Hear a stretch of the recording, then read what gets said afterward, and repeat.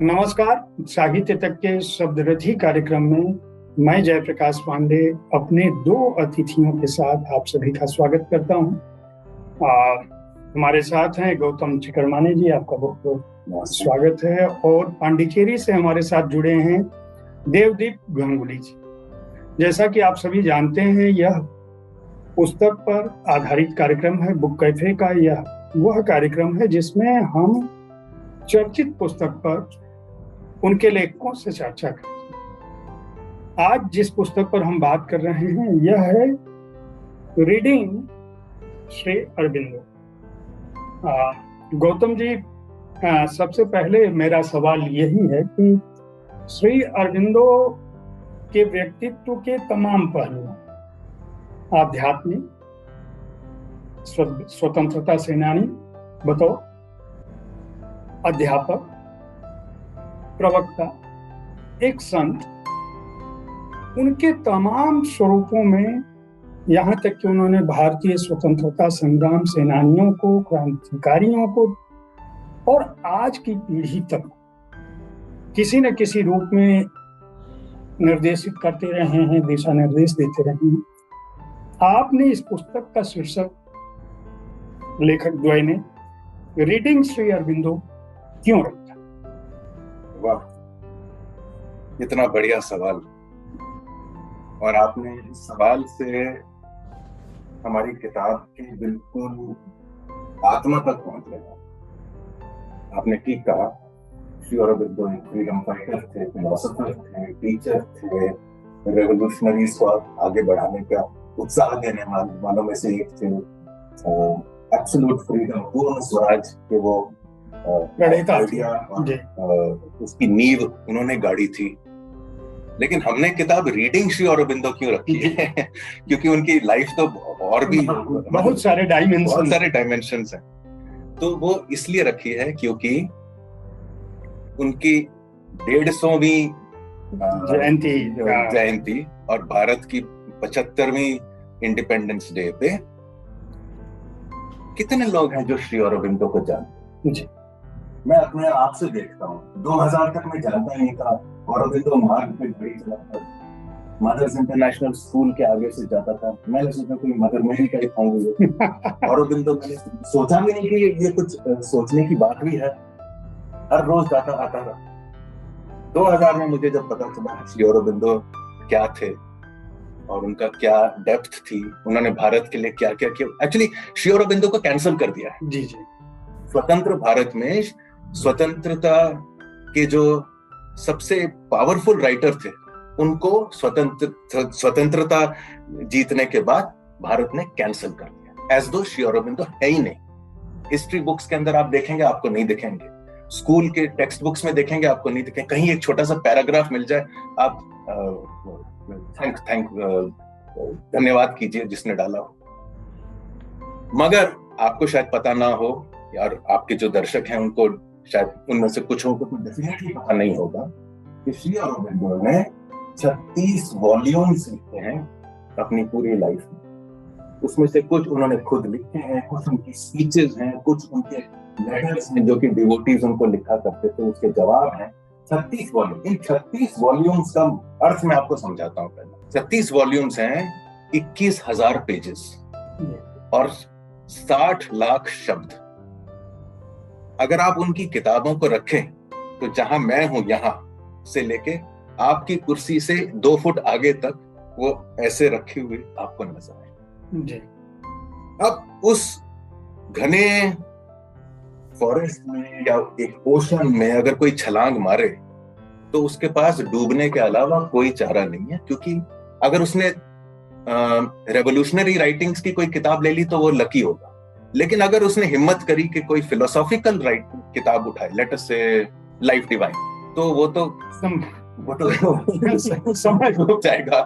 जैसे मैं डूबा था, मैं अपनी बात बता रहा हूँ। ये जब भारी भारी किताबें जब आप पढ़ते हो, सोचते हो कि हाँ जी मैं तो बड़ा धुरंधर हूँ, और पढ़ने लगते हो तो आप कुछ नहीं हो। आप समझते हो आप कुछ हो, या आपने शुरुआत ही नहीं, पढ़ना ही नहीं आता।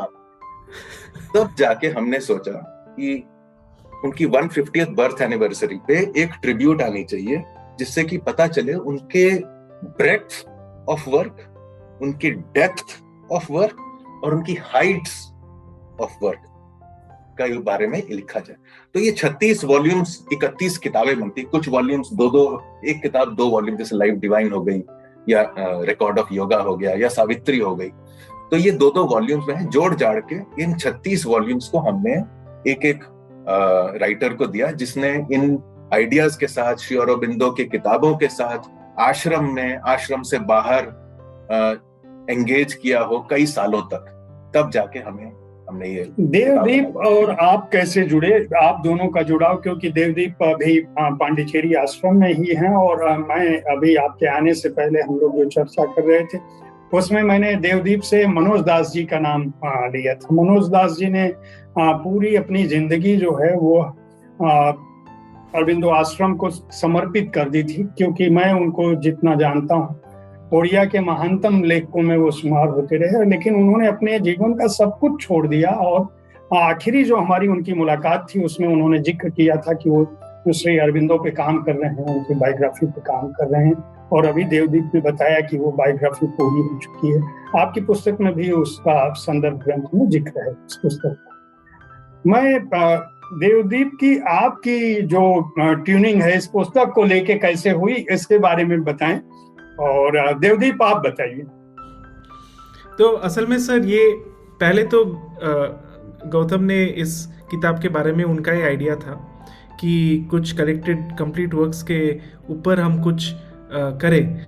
असल में वो चाहते थे कि पहले वो एक प्रोजेक्ट हिसाब से पूरा सारे वॉल्यूम्स पढ़ के वो उसके बारे में हर वॉल्यूम के ऊपर वो कुछ लिख सकें। लेकिन उसके बाद जब वो पांडिचेरी आए थे 2020 साल में, तब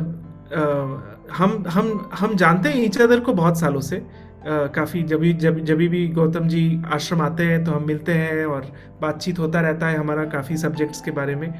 लेकिन उस समय जब 2020 में वो आए तो उन्होंने अपना आइडिया बताया और उन्होंने कहा कि काफ़ी मुश्किल है कि 36 वॉल्यूम पहले तो पढ़ना है, फिर कुछ समझ के फिर लिखना है, ये काफ़ी बड़ा प्रोजेक्ट है। तो देवदीप, तुम्हें क्या ज्वाइन करना है आपको, तो हम एक साथ लिखते हैं। तो जब हम बातचीत कर रहे थे तब हमने रियलाइज़ किया कि ये हम दोनों भी नहीं कर सकते। हालांकि मैं काफ़ी कॉलेज दिन से मैं श्री अरबिंदो की किताबें पढ़ रहा हूँ, लेकिन ऐसे मुझे तो नहीं लगा कि हम दोनों एक साथ मिलके सारे वॉल्यूम के ऊपर लिख सके। तो उसके बाद एक आइडिया आया कि जब हम 150वीं हम सेलिब्रेट कर रहे हैं तो थोड़ा एक्सपैंड किया जाए। और लोग काफ़ी सोचते हैं कि श्री अरबिंदो को पढ़ना बहुत मुश्किल है, बहुत मतलब पीएचडी करना पड़ता है या कुछ मतलब बहुत एडवांस्ड होना चाहिए पढ़ने के लिए। तो हम चाहते थे सर कि काफ़ी वाइड वैरायटी जो है ऑफ कंट्रीब्यूटर्स हमने आइडेंटिफाई किया है। और जैसे गौतम जी अभी कह रहे थे, हमने सोचा कि आश्रम से कुछ लोग जो जुड़े हैं, जो रहते हैं यहाँ पे, लेकिन कुछ कंट्रीब्यूटर्स भी होने चाहिए जो बाहर रहते हैं, और काफ़ी लोग जो पीएचडीज वगैरह किए हैं। लेकिन हम चाहते थे कि बहुत सारे जो कंट्रीब्यूटर्स ऐसे भी हो कि जो प्रोफेशनली या करियर वाइज पीएचडी या प्रोफेसर्स नहीं है। हम चाहते थे कि भारत से, इंडिया से कंट्रीब्यूटर्स हो और बाहर से भी हो, पुरुष हो और महिला भी हो, यंग जो यंग है, यूथ है हमारे 20s और 30s में, वो भी लिखे, और जो बहुत सालों से श्री अरबिंदो के साथ जुड़े हैं वो भी लिखे। तो हमने ऐसे 19 कंट्रीब्यूटर्स को हमने सिलेक्ट किया जो हमें लगा कि ये भी दिखा सके कि श्री अरबिंदो सबके लिए है। ये एक मिसकंसेप्शन है कि श्री अरबिंदो को पढ़ने के लिए बहुत मतलब ऊंची डिग्री या कुछ चाहिए। हम अंदर से पढ़े, एक रिस्पेक्ट या अंतरात्मा खोल के पढ़े, तो जो भी है हम थोड़ा उस ओशन के अंदर जा सकते हैं। गौतम जी, हम आपसे जानना चाहेंगे कि आपने कहा कि श्री अरबिंदो का जो व्याख्यान है, जो उनका लेखन है, वह अपने आप में 36 वॉल्यूम से अधिक है। इस पुस्तक में आपने अलग अलग लोगों को चयन किया कि वे लोग एक वॉल्यूम पे अपनी बात रखें और कुछ हजार शब्दों में रखें। जैसा देवदीप ने अभी हमसे अनौपचारिक बातचीत में आपके आने से पहले जब हमारी बात हो रही थी तो उन्होंने कहा 2000 शब्दों में हमने कोशिश की थी कि ये प्ले।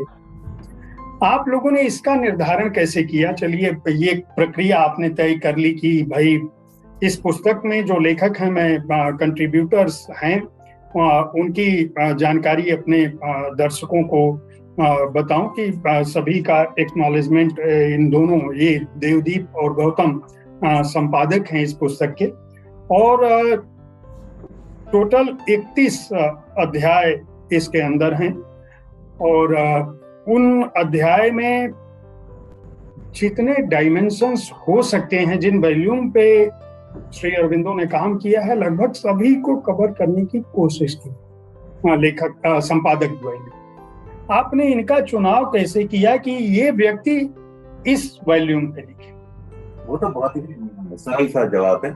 जिस व्यक्ति ने जिस किताब के साथ, जिस वॉल्यूम के साथ एंगेज किया हो, और हम अब तो एक हमारी कम्युनिटी बन गई है, हम एक मोस्टली सबको एक दूसरे को जानते हैं, पहचानते हैं सालों से। तो हम जानते हैं कि जैसे माथियस हैं, उन्होंने लाइफ डिवाइन करी है, रिचर्ड हैं जिन्होंने वेदों पे काम किया है।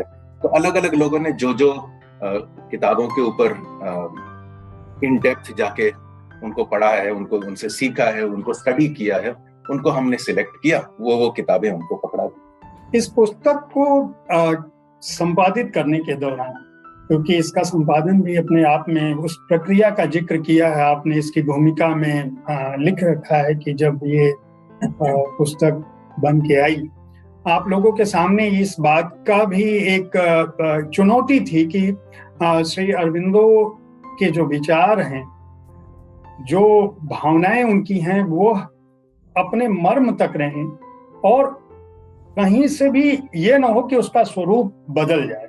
जो जिस वॉल्यूम में वो जो कहना चाहते थे, उनकी जो भावना थी, वो कम से कम लेखक उसी रूप में लाए और आप उसको रख सकें। इसको संचालित करते समय आप लोगों ने कैसे भापा कि भाई ये चीज, मान लीजिए हमारा कंट्रीब्यूटर है, कोई भी कंट्रीब्यूटर है, निर्वाण गांगुली से लेके, ठीक है, सारे लोग श्री अरविंदो पर जो लिख रहा है वह उनके विषय में जानता है, लेकिन जैसे अभी आपने चर्चा की कि मुझे ये पता था कि इन्होंने श्री अरविंदो के वेद पर काम किया, इन्होंने उनके रिवोल्यूशन पर काम किया, इन्होंने उनके थॉट पे काम किया, इन्होंने उनके एजुकेशन पर काम किया है, तो उन्होंने तो 2000 शब्दों में लिख के आपको लिख दे दी। वॉल्यूम आपके सामने है। अब आपके सामने तो एक चुनौती हो गई ना कि भाई ये 2000 शब्दों में सही रूप में चीजें आई हैं कि नहीं, उस पर आपको कितनी मेहनत करनी पड़ी आप दोनों को, और इस पुस्तक को लाने में कितना समय लगा? साल लग गए। पुस्तक तो एक साल का काम है, नॉट ओनली एडिटिंग और लिखना, मगर उसकी फिर प्रोडक्शन, वो सब एक साल आप मान ही लीजिए इसमें लग जाता है। मगर जो आपका पहला प्रश्न है, वो उसके बारे में मैं आपको थोड़ा बात बताना चाहता हूँ कि जब किताब प्लान की गई तो देवदीप ने और मैंने एक एडिटोरियल गाइडलाइंस बनाई। आपने देखा होगा, ये है रीडिंग श्री अरविंदो। अगर आप कोई भी चैप्टर खोलिए, कोई भी खोलिए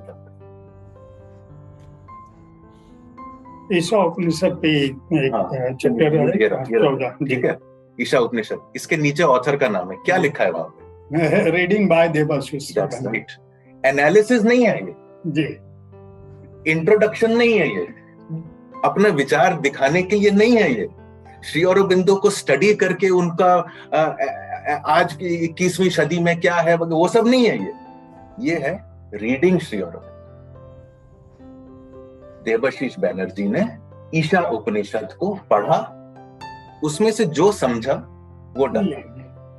हमने कहा था 5, हर किताब के 5 या 6 एक्सर्प्ट्स होने चाहिए, वो आपको मिल जाएंगे, जैसे उसमें एक्सर्प्ट्स में हर के अंदर। कुछ लोगों ने कम दिए, कुछ लोगों ने ज्यादा दिए, एक्सर्प्ट्स का भी वर्ड काउंट बताया। अच्छा वो हमने नहीं, वो कॉपीराइट के चक्कर होता है उसमें, बट हर चीज पूरी सोच समझ के, जैसे आप अगर न्यूज में हो तो जैसे आपकी हमारी जो होती है morning news meeting, evening news meeting, और उसके आधार पे पूरा अखबार बन जाता है अगले दिन, उसी प्रकार से आप समझ लीजिए वो किया। पूरी प्लानिंग गई थी, उसके बाद एक को दिया गया ये, और रेफरेंसेस सॉरी हाँ रेफरेंसेस भी काफी रहे। हाँ, सबको रेफरेंसेस का स्टाइल भी उनको बताया। अगर आप देखें 10% इस किताब की 10% रेफरेंसेस हैं। हाँ। तो अगर आपको कुछ अगर इंटरेस्टिंग लगा और आप उसको खुद पढ़ना चाहें तो आप एंड में जाके उधर रेफरेंसेस में जा सकते हैं। फिर वो कुछ आए 90% तो बिल्कुल फर्स्ट क्लास, माइनर एडिटिंग, वो तो मैं पे तो कुछ बोलना ही व्यर्थ है, वो तो सफाई की बात है। कुछ एक थे जहां पे हमको लगा, देवदीप को और मुझे, कि शायद इन्होंने ये वाला पहलू मिस कर दिया है, या ये वाली इस वॉल्यूम के अंदर ये वाला जो चैप्टर है जो कि उसका एक निचोड़ है या उसका एक बहुत पावरफुल एस्पेक्ट है, वो इग्नोर कर दिया, उसको ऐड करवा दिया, कुछ निकाल दिया। तो बड़ी खुशी से हुआ, किसी भी कंट्रीब्यूटर को कोई भी किसी भी प्रकार की कोई तकलीफ नहीं थी। अब मैं ये जानना चाहूंगा आप दोनों से कि श्री अरबिंदो के इस काम को, रीडिंग श्री अरबिंदो के दौरान आपको जो मूल स्वर सुनाई पड़ा सारे आलेखों को पढ़ने के बाद, वह मूल स्वर क्या है? श्री अरबिंदो अपनी बातचीत से, अपने व्याख्यान से, अपने लेखन से, अपनी राइटिंग से, अपनी कविताओं से, अपने दर्शन से, आपने पुस्तक की भूमिका में और जो श्री अरबिंदो के बारे में अभी आते ही कहा आपने कि उनका जो मूल तत्व था वह था मानवता का किस तरह से उत्कर्ष, चाहे वह आत्मिक स्वरूप हो, चाहे वह आध्यात्मिक स्वरूप हो, चाहे वह स्वतंत्रता को लेकर हो, वह मनुष्य की अंतिम जो उच्च ऊंचाई है मानवता की, उसमें विश्वास करते रहे। इन लेखों के दौरान, क्योंकि आप लोग बहुत सारे विचारकों को जिन्होंने श्री अरबिंदो पे काम किया था, उनके लेखन से आप गुजर चुके थे, उनके मूल वॉल्यूम से भी आप लोग गुजर चुके थे। देवदीप वहीं आश्रम में रहते हैं, पूरा उनका जीवन पांडिचेरी में भी था, आश्रम की योजनाओं को जानते हैं, वहाँ के काम को जानते हैं, वहाँ पढ़ा रहे हैं लोगों। अगर मैं पूछूं आप दोनों से अलग अलग कि इस पुस्तक को लिखने के दौरान भी, क्योंकि 2000 में आपने कहा, अभी हमारी बातचीत की शुरुआत में ये बात हुई कि आप श्री अरबिंदो मार्ग से गुजरते थे, उनको नहीं जाना। यह मैं आपकी सच्चाई की कद्र करता हूँ। सामान्य तौर पर जो लेखक होते हैं वही इन चीजों को स्वीकार नहीं करते। तो इस पुस्तक को लिखने के दौरान, मतलब इस पुस्तक से पहले जो आप लोगों ने उनको पढ़ा था, और जब इस पर सारे, मैं ये मान के चलता हूँ कि सारे विशेषज्ञों ने इस पुस्तक में कंट्रीब्यूट किया है, और उनके लेखन से एक तरह से, चाहे इस पुस्तक के दौरान ही सही, आप लोग गुजर चुके हैं। इसमें संस्कृत और बंगाली में भी उनके लेखन की बात, इसमें उपनिषद की भी बात है, वेद को लेकर जो उनके विचार हैं उनकी भी बात है। मतलब श्री अरबिंदो की पूरी लाइफ का जो एक डायमेंशंस विचारों के तौर पर, लेखन के तौर पर है, कम से कम उससे तो आप गुजर ही चुके हैं, चाहे स्पिरिचुअल यात्रा से उनके भले ही न गुजरे हो, न ताल्लुक रख पाए हो, अभी कम से कम इस पुस्तक की बात कर रहा हूँ। आप लोगों ने क्या पाया और जो मूल संदेश है वो? What have you learned from Sri Aurobindo from doing this book? असल में सर, गौतम जी ने कहा कि ये किताब हमने 1 साल लिया, लेकिन वो तो सच बात है, लेकिन सच ये भी है सर कि जो श्री अरबिंदो के साथ जो हमारा इंगेजमेंट है, मेरा 17 या 18 साल था जब मैं पहले श्री अरबिंदो को मैं शुरू किया पढ़ने, और मुझे मालूम नहीं क्यों या कैसे हुआ, लेकिन मुझे इतना अच्छा लगा और इतना गंभीर, इतना डीप वे से मैं उनके लेख के अंदर पूरा एक्सप्लोरेशन शुरू किया कि वो 3 साल जब मैं कॉलेज में था, क्योंकि मैं इधर पौंडीचेरी में मैं कॉलेज, यहाँ पे आश्रम के जो कॉलेज में गया था, यहाँ पे सारे जो किताबें हैं वो कोर्स हिसाब से भी हमारा एक अपॉर्चुनिटी था पढ़ने के लिए, और काफ़ी बहुत सारे अच्छे प्रोफेसर्स और टीचर्स भी थे। तो इतना, मतलब उनका पूरा जो वैरायटी ऑफ राइटिंग्स है उसमें एक इंट्रोडक्शन मिला, और उसके बाद ने ये 18 साल कॉलेज के बाद हम रेगुलरली किसी भी मैनर से वो किताबें के साथ इंगेज कर रहे हैं, और पढ़ाते भी हैं सर अभी कॉलेज में ये सोशल एंड फिलोसॉफिकल, उनका सोशल एंड पॉलिटिकल फिलोसफी और उनके जो लेख हैं ऑन भारतीय संस्कृति, वेद, उपनिषद, ये भी मैं पढ़ाता हूँ। तो एक प्रिपरेशन रहा है सर 20 साल का। और गौतम जी का भी मुझे मालूम है कि जब उनका जो इंट्रोडक्शन हुआ करीब 2000 साल में, वो उस समय से एक रेगुलर स्तर वो पढ़ाई और रोज उनका रीडिंग रहता है। तो किताब बनने में तो 1 साल लगा, लेकिन प्रिपरेशन के लिए तो 20 साल लगे। ये पहला चीज़ है मैं मुझे जो कहना था। उनका जो मेन मैसेज जो है श्री अरबिंदो का सारे जो किताब के थ्रू जो आता है सर, ये है कि पहले तो एक स्पिरिचुअल रियलाइजेशन का बात है, जो जब आप वेद या उपनिषद या भगवत गीता देखते हैं, उनके जो कमेंट्रीज है वो सारे कमेंट्रीज एक तरह से देखते हैं जहाँ पे आध्यात्मिक और बाहर का जो जगत है, स्पिरिचुअल और इनर स्पिरिचुअल रियलिटी और आउटर मटेरियल रियलिटी, वो अलग से नहीं देखते। वो एक सेपरेशन या एक विड्रॉल के रास्ते में नहीं चलते। उनका जो है कि कैसे स्पिरिचुअलिटी या रियलाइजेशन तो ठीक है, लेकिन क्या हम इस जो सत्य है, जो कि क्वालिटीज है उस स्पिरिचुअल रियलाइजेशन को, हम उसको कैसे नीचे ले आए, कैसे जगत के अंदर, कैसे हमारे अंदर, कैसे सोसाइटी में हम उसको एस्टैब्लिश कर सके। शायद गौतम जी और थोड़ा बोल सकते हैं इसके बारे में, लेकिन उनका जो मूल डायरेक्शन है ये है कि spirituality in life, all life is yoga. कैसे लाइफ को योगा हम बना सकते हैं, और एम ये नहीं है कि स्पिरिचुअलिटी या रियलाइजेशन मिलने के बाद हम निकल जाए ये पृथ्वी से, या जो मोक्ष का जो उनका जो आइडियल है हमारे इंडियन आध्यात्मिक स्पिरिचुअलिटी में, श्री अरबिंदो समझते थे कि वो खाली एक पहला स्तर है। उसके बाद वापस आके इसको बदलना, इसको ट्रांसफॉर्म करना, ये हमारा एवोल्यूशनरी पर्पस है।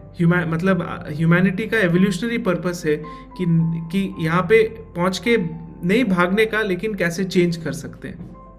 बहुत अच्छी बात, बहुत ही अच्छी बात आपने बताई। मैं गौतम जी आपसे भी जानना चाहूँगा, कम से कम देवदीप ने श्री अरबिंदो को लेके जो उनका अनुभव है वह बताया, और उनके विचार दर्शन के बारे में भी बताया कि श्री अरबिंदो का जो मूल संदेश है वह यह है कि आध्यात्मिकता हमारे जीवन में उतरे, और जो आध्यात्मिकता के शिखर को पा चुके हैं वह मोक्ष की कामना ना करके, बल्कि बार बार इस जगत के व्यवहार को बदलने के लिए, इस मानवता को ऊंचाई देने के लिए, अच्छाई देने के लिए आए। ये नहीं है कि थोड़ा सा जी, इसलिए श्री अरबिंदो थोड़े से अलग है। क्षमा कीजिए। जी जी, नहीं। देखिए, इंडियन स्पिरिचुअल ट्रेडिशंस जो है, इंडियन फिलोसॉफिकल ट्रेडिशंस जिन्हें माना जाता है जी, उनका होता है कि आप कंसंट्रेट कीजिए, और श्री अरबिंदो भी कहते हैं ये उसको कॉन्ट्रडिक्ट नहीं किया, करिए और अपना मोक्ष पाइए और ब्रह्मांड में बस जाइए। वो बसना श्री अरबिंदो के लिए एक्चुअली बसना क्या होता है, आपको नई कॉन्शियसनेस में जाना होता है। ऐसा कोई ऊपर या नीचे नाम की कोई चीज नहीं। ये तो कॉमिक्स में, किताबों में या वेस्टर्न फिलोसफीज के अंदर आसान सरल करने के लिए टूल्स हैं। एक्चुअली चेंज ऑफ कॉन्शियसनेस होती है। तो जब आप उस कॉन्शियसनेस पे पहुंच जाते हैं, उसको माना जाता है कि हो गया, आपका काम खत्म। श्री अरबिंदो कहते हैं नहीं, अब काम शुरू हुआ है। अब ये जो कॉन्शियसनेस जो ऊपर है, ऊपर फिर से मैं गलत शब्द का प्रयोग कर रहा हूं, उस कॉन्शियसनेस को आपने वापस मैटर में लाना। आपके ये जो हाथ हैं, cells, physical cells, physical yoga बड़ा इंपॉर्टेंट है, और फिजिकल वो हठ योग वाला ही फिजिकल नहीं, एक्चुअल फिजिकल। तो transformation of the cells, transformation of matter, ये उनका है। अब ये दो प्रकार से हो सकता है। एक एवोल्यूशनरी साइकिल से, जो कि नेचर करता है जी। नेचर ने बंदर से आदमी बना दिया, आदमी से भी आगे बना देगा जी। योगा से, इंटीग्रल योगा से, ये जो प्रोसेस है आदमी से जो नेक्स्ट एवोल्यूशन, जो मैन को वो कहते हैं ट्रांजिशनल बीइंग बोलते हैं। तो ये ट्रांजिशनल से जो फाइनल बीइंग जब बनेंगे मैन, वो या तो नेचर लेके जाएगा, या योगा से आप उसको जल्दी ला, उस योगा वो है क्या, उस कॉन्शियसनेस को वापस मैटर, वापस अर्थ पे लाना है।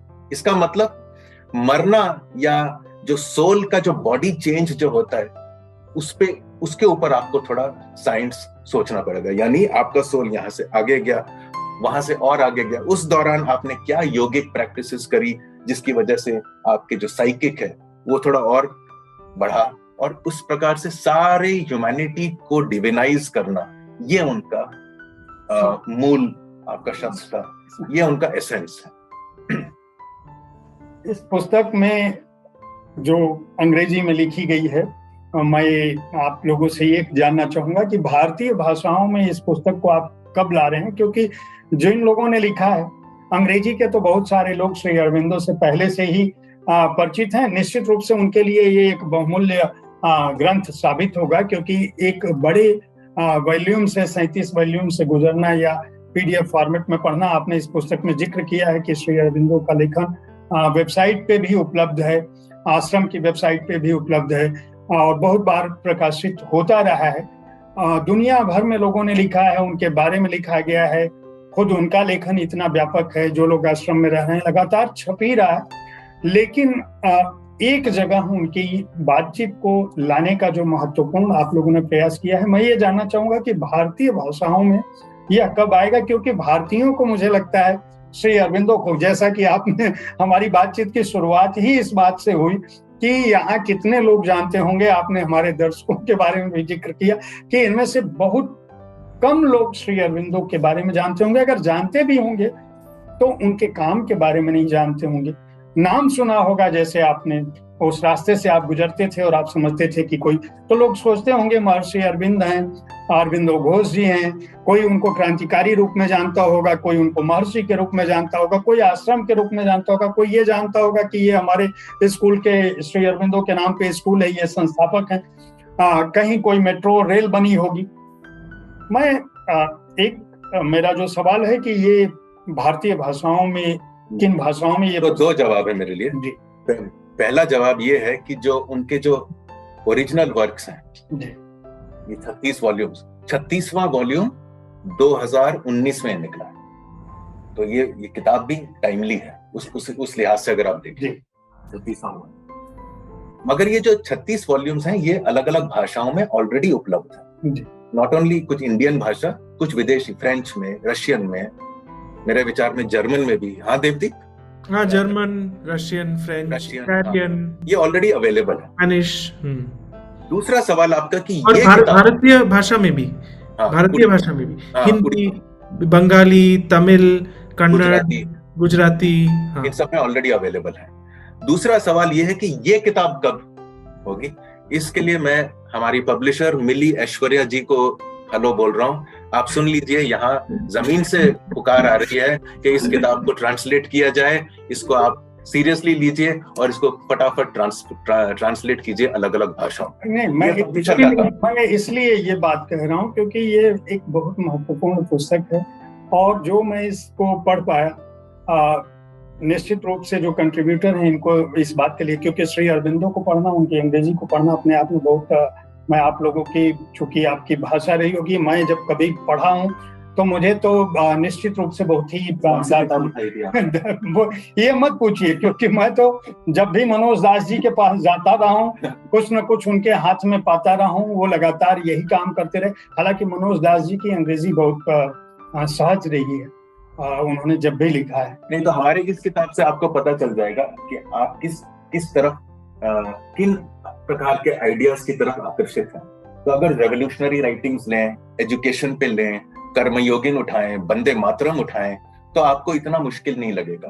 वो कठिन, सीरियस है, गंभीर है, स्पिरिचुअल है। वही मेरा असर सिर्फ ये है कि अगर इस पुस्तक का अनुवाद लोगों के पास अपनी भाषा में पहुंचे तो उनको समझने में बहुत आसानी है, निश्चित रूप से होगा। ये तो डेस्टिनी है, क्योंकि इसका ट्रांसलेशन तो डेस्टाइन्ड है।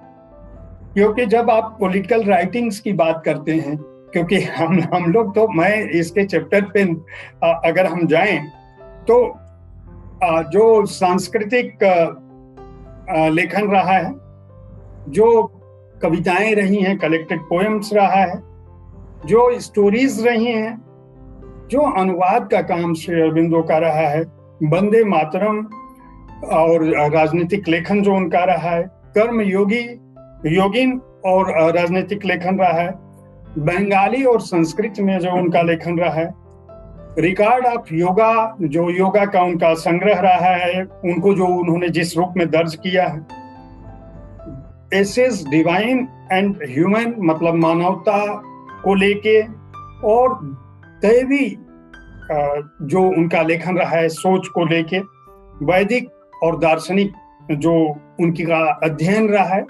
मैं पुस्तक के अध्याय की बात कर रहा हूं, जो मिस्टिक कहेंगे, मिस्टिक फायर और हाइमन्स, एक तरह की ऐसी चीज जो आपके लिए अबूझ हो, या जिसमें आप चमत्कार सा देखते हो, या जिसमें देखते हो कि इसमें कोई रहस्य है।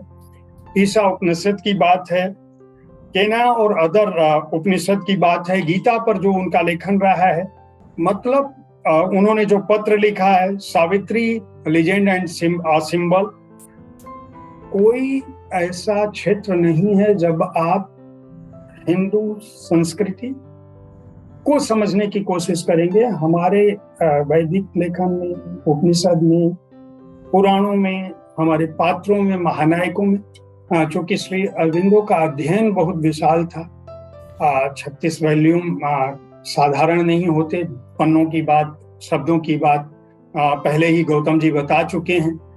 इतने लाख शब्दों की चीज आपको इस एक पुस्तक में मिल रही है, वह भी उन लोगों द्वारा लिखी हुई जो लोग अपने वॉल्यूम के कम से कम अपने विषय के विशेषज्ञ थे। यह पुस्तक पेंगुइन ने प्रकाशित किया है, मूल्य 599 रुपए है। इस पुस्तक को जरूर खरीदें अगर आपको अंग्रेजी की समझ है। यह पुस्तक पढ़ने में आपको आनंद देगी, समझने में उतनी कठिन नहीं होगी। गौतम जी ने जिस तरह से मुझे कहा कि आपको श्री अरबिंदो को समझने में, इसमें संस्कृत का जो श्री अरबिंदो की जो ओरिजिनल राइटिंग है वह अपने आप में बहुत ही ये उनका मूल लेखन का चित्र है, जो इस पुस्तक का एक तरह से महत्व बढ़ाता है। उनकी जो उन्होंने खुद से वंदे मातरम का भी चित्र है।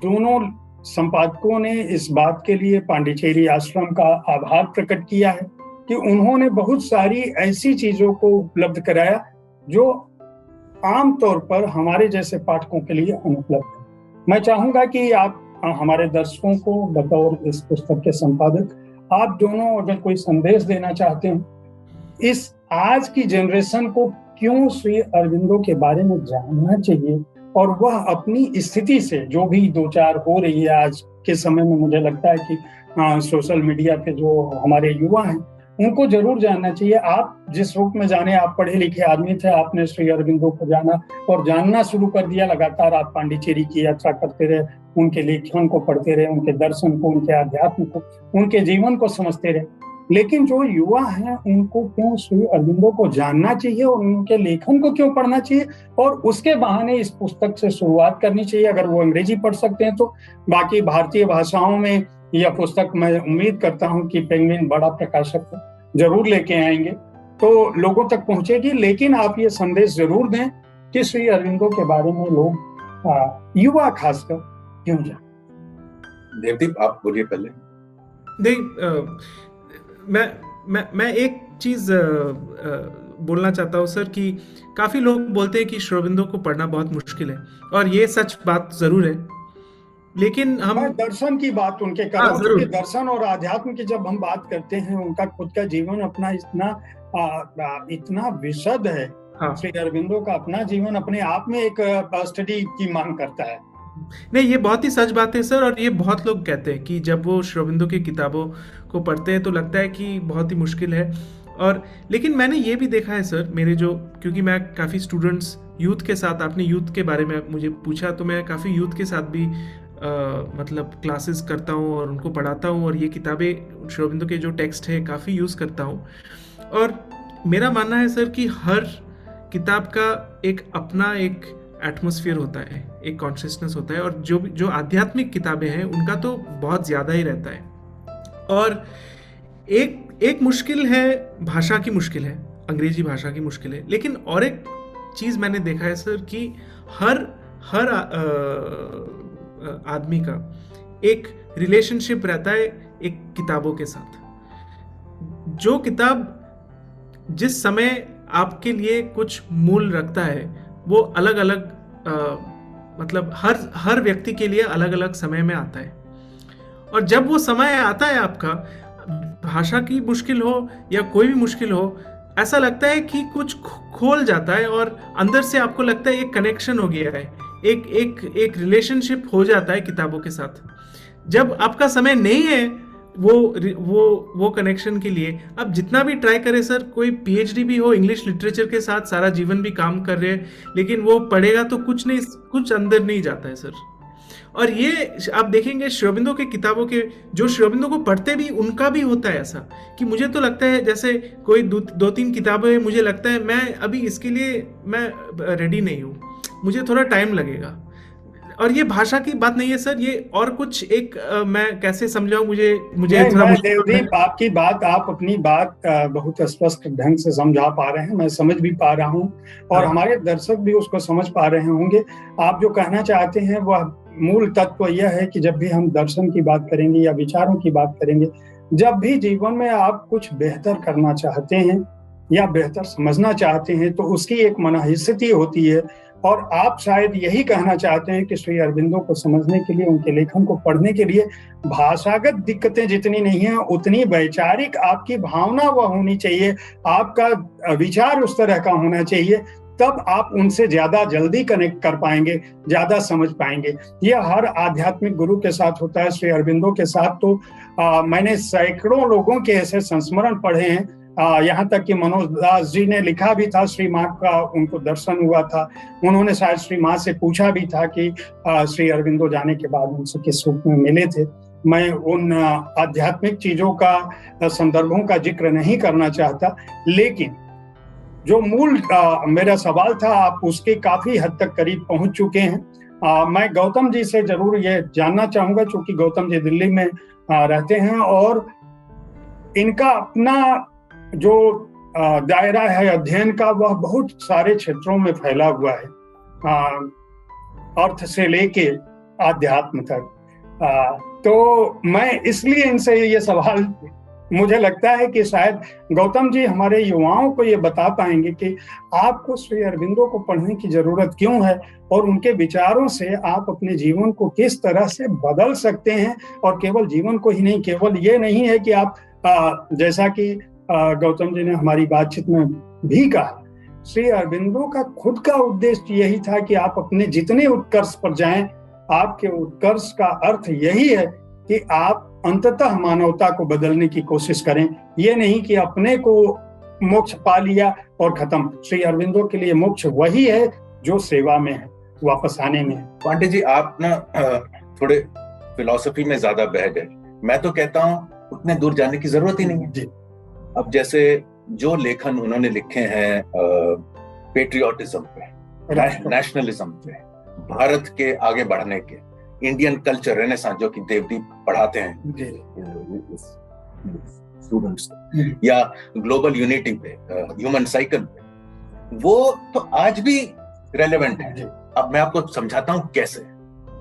75 साल का हमें इंडिपेंडेंस मिल गया है, मगर अभी और आगे बढ़ना है। उस बढ़ने के लिए जो भारतीयता चाहिए, एक नेशनलिज्म चाहिए। वो तो कहते थे मेरे लिए तो सनातन धर्म ही नेशनलिज्म है, वो तो और भी आगे बढ़े। तो आप अगर वो समझना चाहते हैं, उस फोर्स के अंदर आप घुसना चाहते हैं, उस फोर्स को आप ग्रहण करना चाहते हैं, तो आपको वो स्पीच पढ़नी चाहिए, उत्तर पारा स्पीच आपको पढ़नी चाहिए।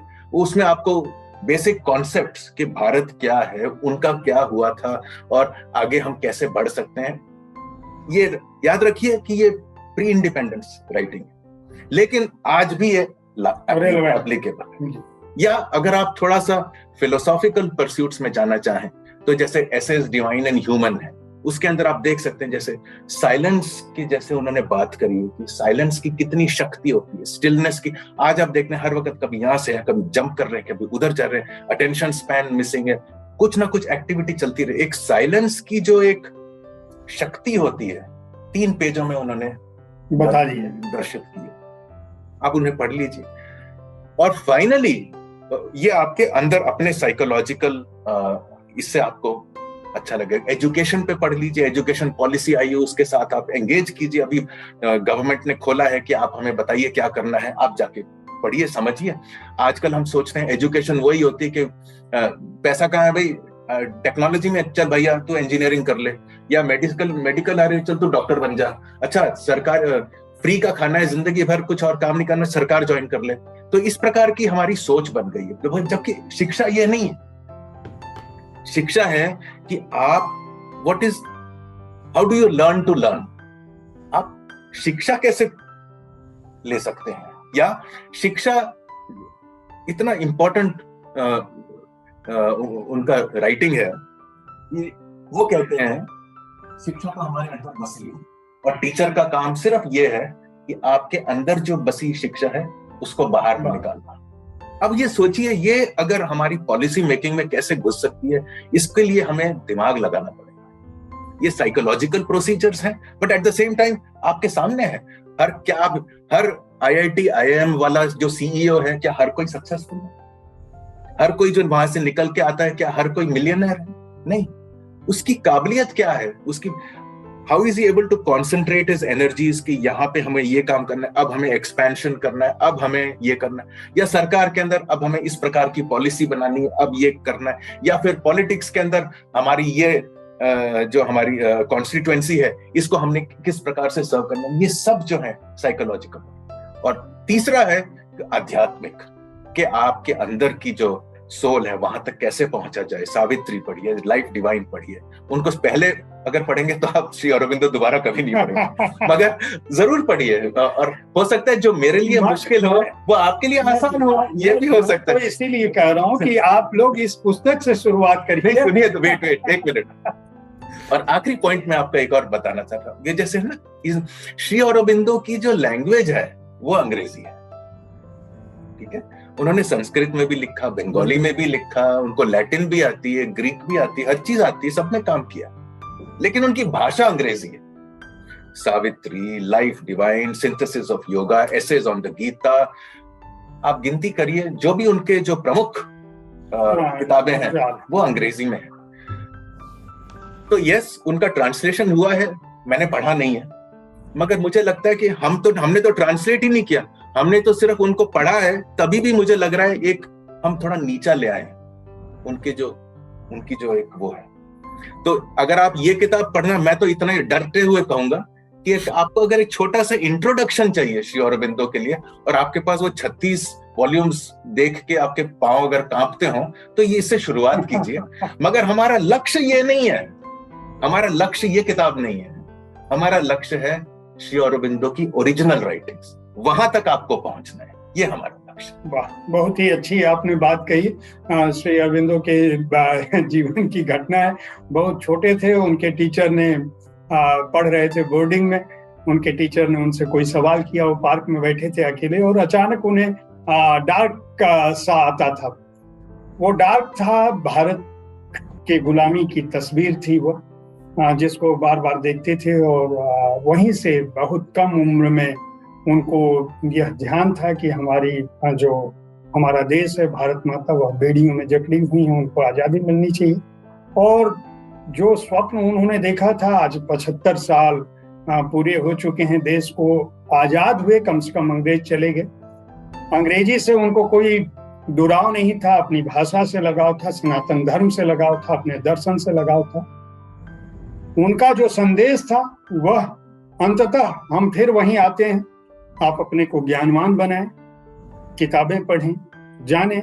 हम कोशिश करेंगे कि श्री अरविंदो की यह पुस्तक हिंदी में कम से कम तो उपलब्ध हो ही, दूसरी भारतीय भाषाओं में भी आए।